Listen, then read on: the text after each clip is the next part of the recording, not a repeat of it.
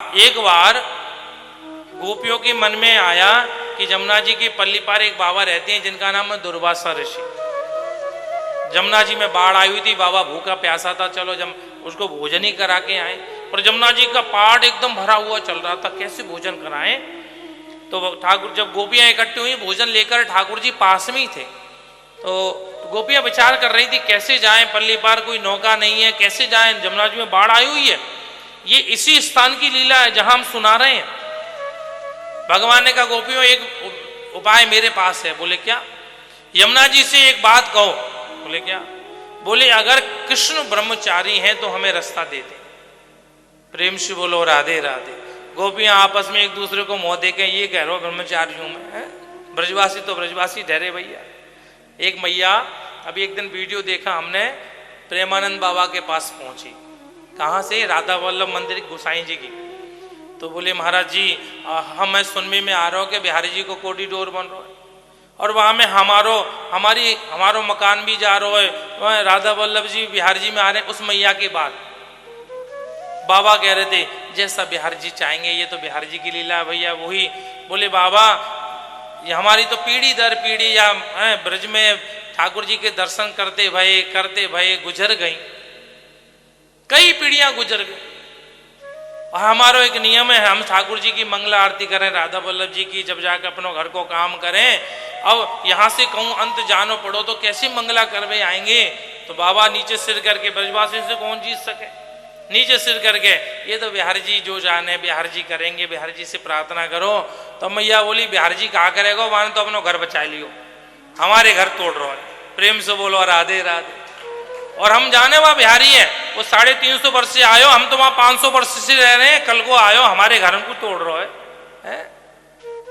वो बाबा बोले माताएं ये तो ब्रजवासी बोल सकता, हमारी हिम्मत ना है बोलवे की। प्रेम से बोलो राधे राधे।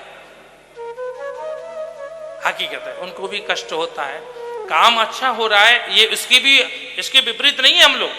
लेकिन जरा विचार करें, जो माताएं बिहारी जी के पास रहती हैं, जो संत रहते हैं, वो नित्य प्रतिदिन उनका नियम है मंगल आरती करने जाती हैं।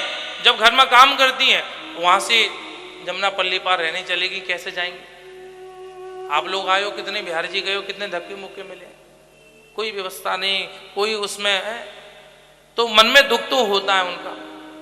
वृंदावन धाम को बास भलो, बिहारी जी की लीला। ठाकुर जी ने कहा कह दो जमुना जी से कि अगर कन्हैया ब्रह्मचारी तो रास्ता दे दो। गोपियों ने कहा भाई कोई उपाय दूसरा तो है नहीं, बोलना ही पड़ेगा। गोपियों ने कहा हे यमुना मैया अगर कन्हैया ब्रह्मचारी है तो रास्ता दे दो। इतना कहती यमुना जी बीच में से फट गई तो रास्ता दे दिया। प्रेम से बोलो राधे राधे।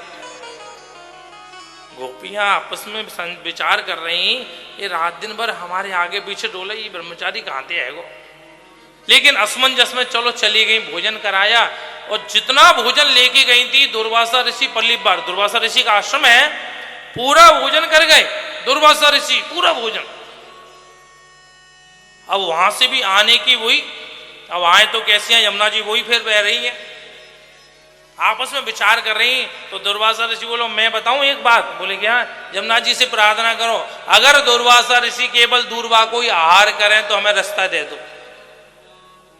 आपस में गोपियां ये लीला है कर रही, समझ में नहीं आ रही है।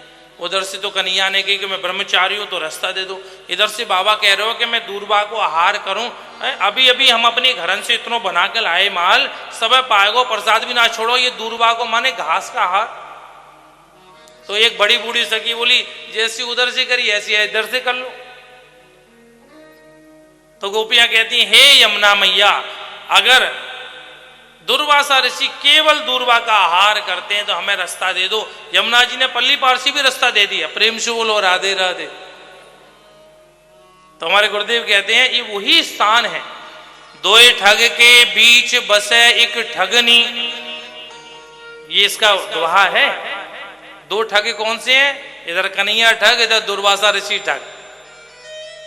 दो ठग के बीच बसे एक ठगनी, ठगनी माने यमुना जी।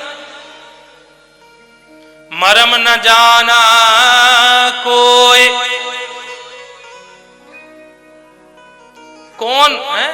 दो ठग के बीच बसे एक ठगनी, दोनों हेलम हेल। मरम न जानो को सखी, कौन गुरु कौन चेल।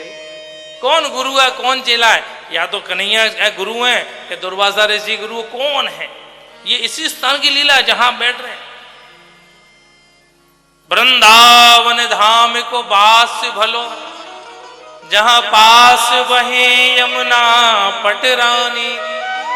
जो जन नहाय के ध्यान धरे, वैकुंठ मिले तिनको रजधानी।